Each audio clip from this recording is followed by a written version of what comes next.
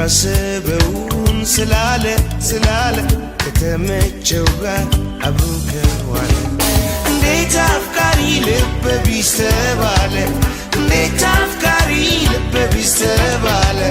የእውነት ልቡ በተሸነፈ ያሰበውን ስላለ ከተመቸው ጋር አብሮ ከዋለ እንዴት አፍቃሪ ልብ ቢስ ተባለ እንዴት አፍቃሪ ልብ ቢስ ተባለ